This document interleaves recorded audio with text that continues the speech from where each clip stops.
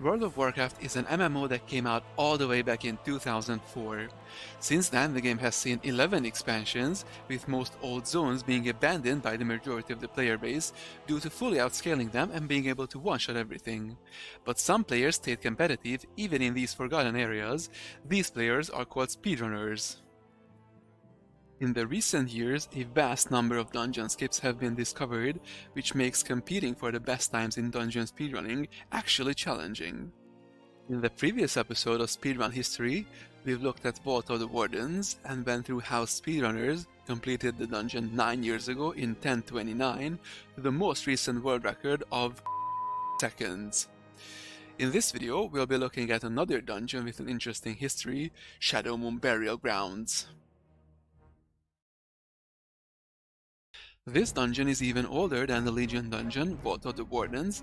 It came out in Warlords of Draenor, the expansion before Legion. It features 4 bosses that all want to do something cruel by raising their ancestors as zombies or whatever. I don't know, I'm not the lore guy. Ask Noble or something. The first boss is Sodonna Bloodfury, and from a speedrunning perspective, it is quite convoluted to get to her. Once you enter to the initial cave, you can go either left or right, turn 90 degrees, fall down here, go the exact opposite direction, turn 90 degrees again, and walk down these stairs. This place loves to spam invisible walls everywhere to force you to take this path. We'll see if speedrunners agree with that. Once you defeat her, you can continue to the next tunnel, where we have the fun mechanic of, if you step on certain areas, more mobs will spawn that you have to deal with. At the end of the tunnel, you can reach the second boss, Nelish. When fought normally, this guy separates the group, and you gotta defeat your soul in order to get back to reality. The next tunnel features a unique mechanic to this dungeon, interruptible spells, mind controls that you do not want to interrupt, otherwise you would get mind controlled. There is probably no need to mention why this was everyone's favorite mechanic. The next tunnel spirals downwards and then opens up into a large cave with the third boss in the middle, Bone Maw. This guy sucks in players unless they are standing in a pool of tar. Melee players were thrilled by the DPS loss. Alternatively, you may just fall off the platform, which was also not very fun. Continuing further, after you defeat these 2 guards, the final door of the instance opens and you fall down to the final boss, ner'zhul. This boss summons a wall of moving soldiers, where the only way to get through is to break one of the skeletons in the line. Wait, haven't I seen this before?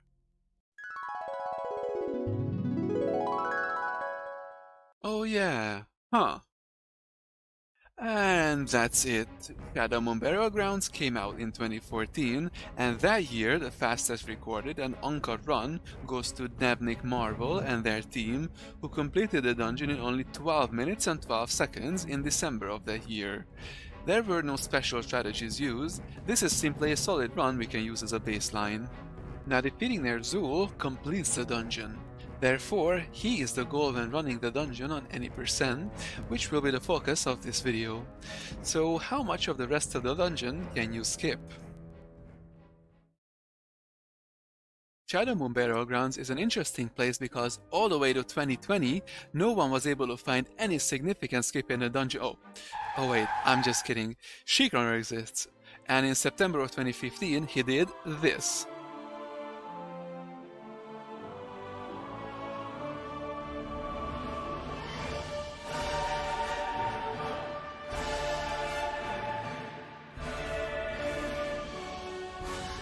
Figured out that using a Darkmoon Tiger in this exact spot and sitting on it lets you clip out of the instance. Then, using a Goblin Glider, you can get to the third boss's area and land in the massive water pool around it. Moreover, the invisible wall that would prevent you from progressing beyond the third boss can simply be passed by an Engineer's Boots boosted jump. All there was left to do is to defeat the 2 guards to open the last boss's door. Oh, never mind. He instead placed a puntable Marmot and used the rogue ability Shadow Step with a particular angle to teleport to the other side of the mob, passing through the closed door. And finally, he got to ner'zhul. Since this dungeon was current content at this point, ner'zhul wouldn't be easily defeated solo. So even though he got to ner'zhul in just 2 minutes and 23 seconds, it would still take an additional 8 minutes and 4 seconds for him to just barely defeat ner'zhul, getting a final time of 10 minutes and 27 seconds. A true speedrun, unlike Nevnik's run, since Sheekrunner completed the dungeon solo. Not only that, but he did this while the dungeon was still in current content. What a giga-chad! As much as I would like to add the Sheekrunner's run to the timeline, truth be told, 5 months earlier, in May of 2015, a team led by Gorsha would complete the dungeon in 8 minutes and 45 seconds. They have applied a number of similar ideas to complete the dungeon faster. They immediately started the dungeon goblin gliding to gain a bit of extra time. Then, instead of using a Darkmoon Tiger, they used the Warlock's demonic gateway ability to go to the same invisible wall. Afterwards, instead of walking down the spiraling tunnel, they would once again use the gateway skip to get to the third boss much earlier. And to get to the boss faster, they all used a Goblin Glider again. They walked on water using the Death Knight Path of Frost ability and simply jumped up to the third boss instead of pulling a ton of trash packs that lead up to it. Then they still defeat the third boss, take down the 2 guards, and claim the head of ner'zhul for the first ever sub 9 minutes run. This run was actually completed in Challenge mode, which was a mode in Warlords of Draenor that existed before Mythic Plus. This meant that they actually had to defeat all bosses as well as some of the trash mobs in the instance. Then in December of 2015, we would see another group under the leadership of Saevja complete almost the same route but even more refined. With the lack of a warlock in the group, they would apply Sheekrunner's strategy of using 2 Darkmoon Tigers for the 2 skips.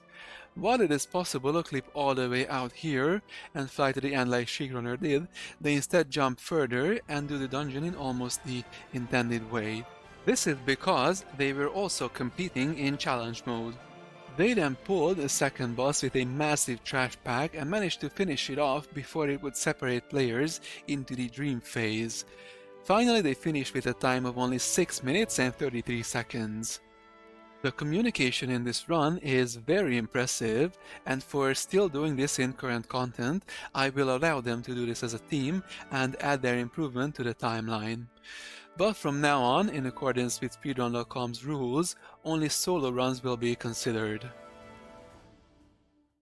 The next expansion, Legion, will arrive in August of 2016, and one would think that now is the time to improve Sheekrunner's route by defeating ner'zhul much faster.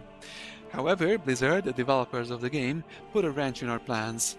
You see, Sheekrunner once again paid the price of messing with current content. Literally everything he's done, everything he showcased was promptly fixed. Darkmoon Tiger? Nope, you can't place it past an invisible wall. Puntable Marmot? Nope, its placement is also very restricted now, and you can no longer use Shadow Step on it. Demonic Gateway? Nope, you can no longer cast it through invisible walls. The only thing they didn't fix was the third boss's wall, you can still just jump around it. This discouraged runners, so there were actually no new records set in the following year. But Sheekrunner was relentless, and in 2017 he was once again back in Shadowmoon Burial Grounds. He was experimenting with some toys new to the speedrunning scene. He got into a tight position where he was hitting his head against the ceiling, and he did this.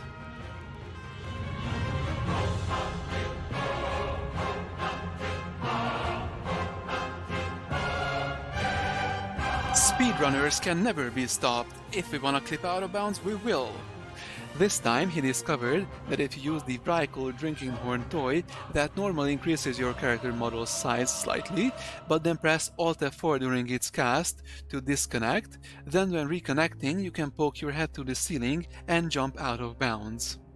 There are some perfectly placed routes not much further from where he did his last skip. He jumped up on them, did the Vrykul disconnect skip, glided to the third boss's pool just like before, went to ner'zhul and defeated him, getting a new time of just 1 minute and 38 seconds, a massive improvement in Shadowmoon Burial Grounds, though mostly from being able to do the final boss much faster. There are a lot of dungeons in the game, so once one of them seems to be solved, runners move on to other dungeons for a while. So the next improvement in Shadowmoon Burial Grounds would only come 2 expansions later in another 3 years in early Shadowlands. A runner called Kimi took it as a challenge to improve Sheik Runner's time, and in November of 2020 she did this. Immediately it seems that Kimi isn't going for the Vrykul disconnect spot. Where is she going?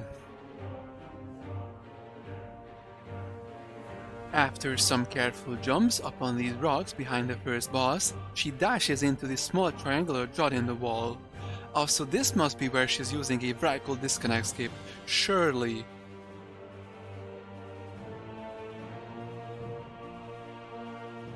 What? Kimi found a new way to do a ceiling clip without disconnecting.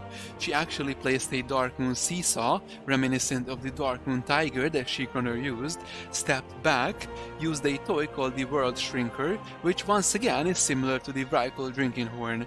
This toy makes you slightly larger, and when sitting on a Darkmoon seesaw in this state and getting off of it, Kimi was able to poke her head to the ceiling, as the game did not expect her hitbox to be larger.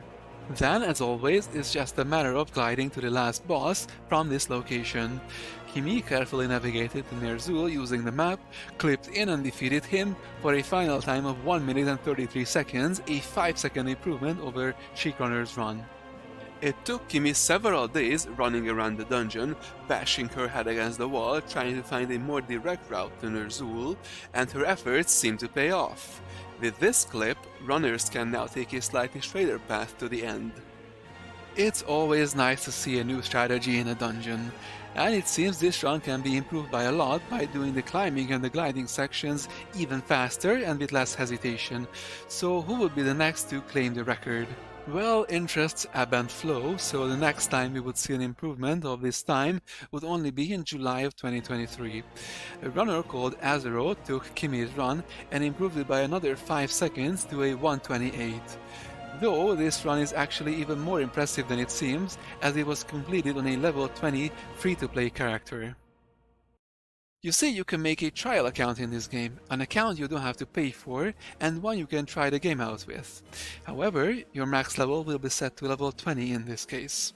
Nonetheless, there is a substantial free-to-play community that has been growing over the years that have figured out the best equipment to use on such a low-level character to make them extra strong. And since in the modern days, dungeons scale to your level, it is even possible to complete some of the dungeons as a level 20. Azero starts off by skipping some of the mobs in the first room, then promptly heads to Kimi's escape location. The only difference is that instead of Kimi's 27-second climb, Azero climbs up to the same location in just 11 seconds. He does the skip, and with a nitro boost flight, he carefully navigates out of bounds to ner'zhul and gets to him in just 1 minute and 24 seconds. Defeating ner'zhul on level 20 only takes an additional 4 seconds. There used to be 2 extremely broken Shadowlands trinkets that would deal a lot of damage when used on low level, which he used to close to one-shot ner'zhul. He obtains a final time of 1 minute and 28 seconds, with the Chad move of improving the any percent time with a low-level character. In April of 2025, Azero came back to the dungeon with his level 20, completed the dungeon 3 more seconds faster. There were 2 main improvements. Firstly, his character was considerably faster. He got to the climb in just 25 seconds instead of 28 in his previous PB. Secondly, climbing up to Kimi's skip location took only 9 seconds instead of 11 in his previous PB. He got to ner'zhul in just 1 minute and 13 seconds, 11 seconds faster than last time, but defeating him this time took 12 seconds instead of 4, as the OP Shadowlands trinkets he used in his last run were since nerfed. So he finished with a time of 1 minute and 25 seconds, a 3-second improvement over his previous record. Then just 1 month later, in May, another runner called Top of Details saw the possibility of improving the any percent time, so he used a level 70 character and an item called the Shadow Flame Rockets to get to the start of the climb much faster. This item puts you on a temporary rocket mount that keeps ramping up in speed. But when hitting a wall or a mob, the effect completely stops. Details carefully avoided mobs until it wasn't possible anymore, which improved the time to get to this ledge by another 4 seconds, just 20 seconds after entering the instance. Then he climbed up to Kimi's skip location in also only 9 seconds. His flight was a bit slower, taking 34 seconds instead of Azeroth's 31 seconds, but being able to one-shot ner'zhul improved the record to only 1 minute and 17 seconds. Naturally, a question comes to every speedrunner's mind: is sub 1 possible? So 4 months later, on the 5th of August, I set out to answer this question, and I posted an improvement over this run. I improved getting to the ledge by an additional 2 seconds, and I did the clip further 4 seconds faster. Instead of gliding to ner'zhul, I opted to clip in much earlier because I thought a more direct route would be faster. But my main improvement actually came from a faster character and a faster flight speed, which got me to ner'zhul 8 seconds faster. Overall, this was a big improvement of finishing the dungeon in just 1 minute and 3 seconds. With such fast improvements, there was no doubt that someone would soon achieve a sub 1. But unknown to me, just 1 day earlier, on the 4th of August, another runner called OZ set an even better record. Right at the start of the dungeon, he climbs up on this route on the left side and dashes to another route on the right side. It seems that he is hitting his head here. Oh, so is he using a Vrykul disconnect skip, perhaps?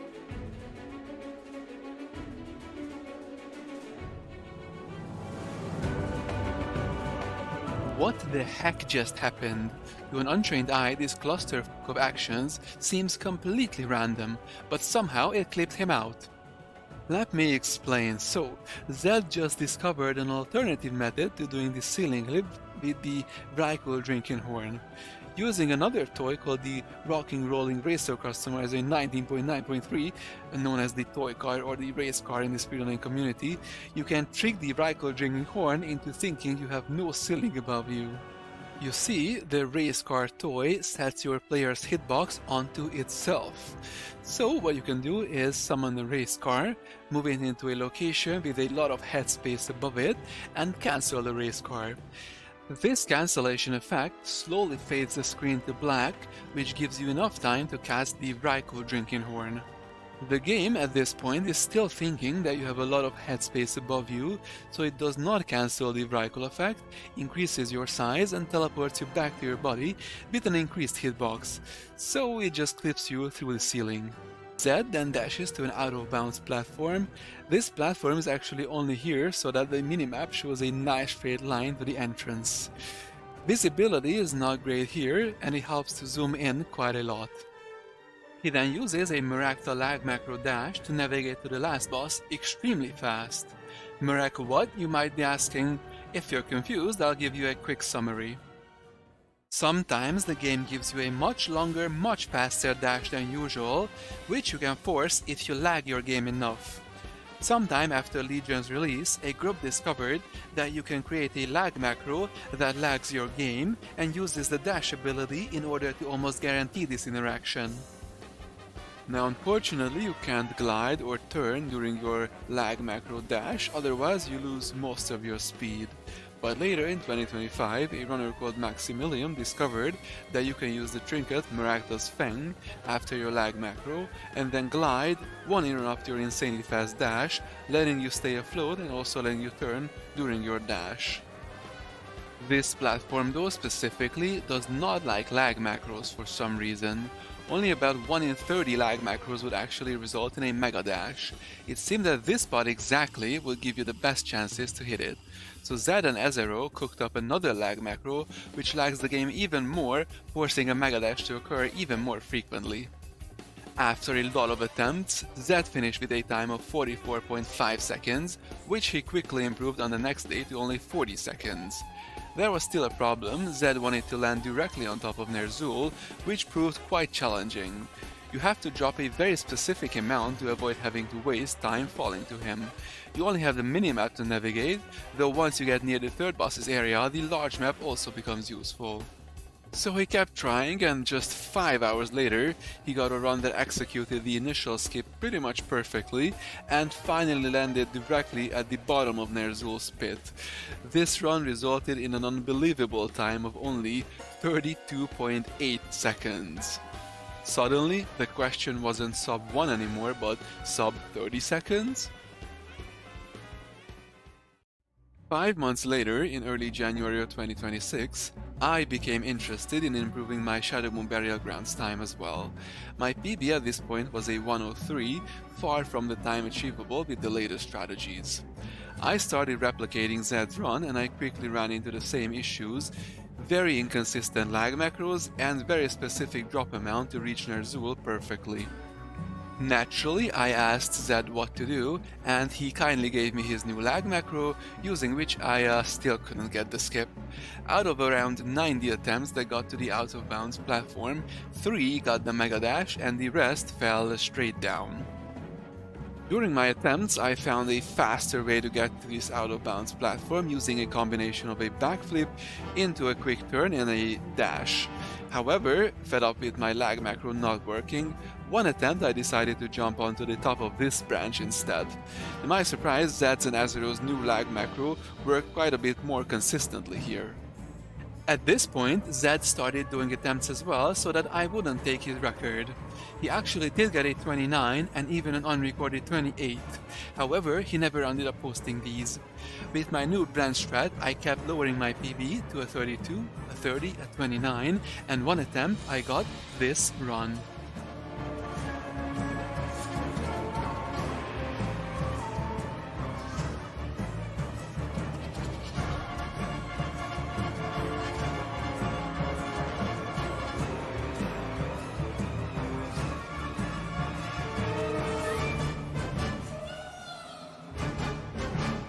At 27, a time that Zed never saw.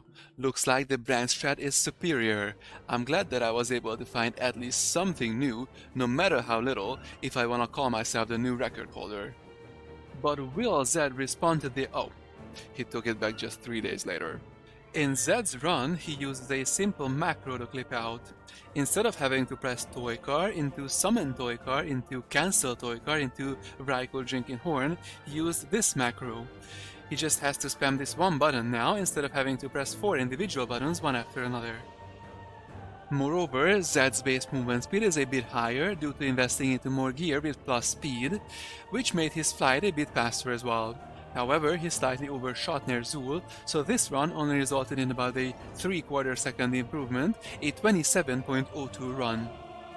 So naturally, Zed had to improve this, and after many promising attempts on the same day, he got this run.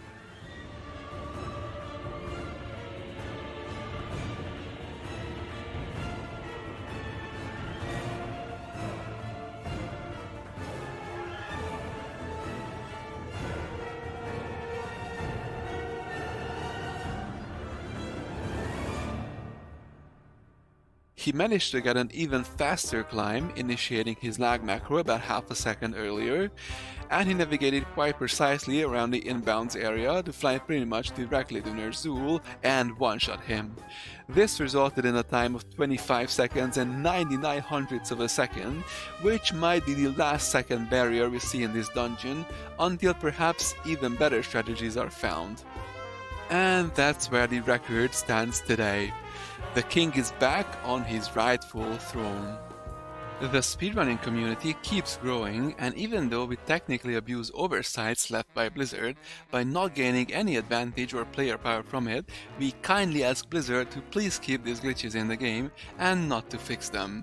Performing these skips as fast as possible is what drives us, so please let this emerging community live. The listed skip methods don't work in War Within or Midnight dungeons anyway. Vrykul disconnect skips, Vrykul plus Toykar skips, Seasal plus Word Shrinker skips are impossible to do in New Age dungeons, which is why we ask you to let us have fun with them. Demon Hunters are incredible at breaking dungeons. If you were wondering how well they compare to other classes, a fast druid might be able to clear this dungeon in about 2 minutes, as seen in a run done by Yellow Cake Pie. Now this run was technically done by a free-to-play character, which meant that defeating all bosses took around an additional 44 seconds. With more speed gear, a sub 2 time might be possible on max level if using a druid. But while druids are fighting for a sub 2-minute time, demon hunters are well past a sub 30-second time, which explains the discrepancy between DHs and every other class and shows why almost all any percent dungeon speedruns are done with a DH. So, depending on the dungeon, if you are going for an all bosses run, then using a druid could still be faster. Or using a mage if your name is fallacious. But in my opinion, improving an all bosses route is not as interesting as improving an any percent route. In all bosses, improvements usually come down to cutting your corners better and having more speed gear. But in any percent, improvements can come with exciting major skips that make you go, wow, I didn't even know that was possible. So that's been the history of Shadowmoon Burial Grounds. We used to walk to the instance the intended way, then found ways to break through several walls to save time. Then, due to the perseverance of speedrunners, we found better and better methods to get to the last boss as fast as possible. We have achieved a speedrunner's dream: clip out right from the start, go straight to the last boss, clip in and defeat it. Not all dungeons can be broken this way, and the history to get to this point I think is always fascinating. Next time we will look at a dungeon where that's not possible and yet still makes for an interesting record compilation. Thank you to all the runners and skip discoverers I've mentioned. Please subscribe to all of them. Let's grow this community together. Thanks for watching and have a fruitful day. See ya!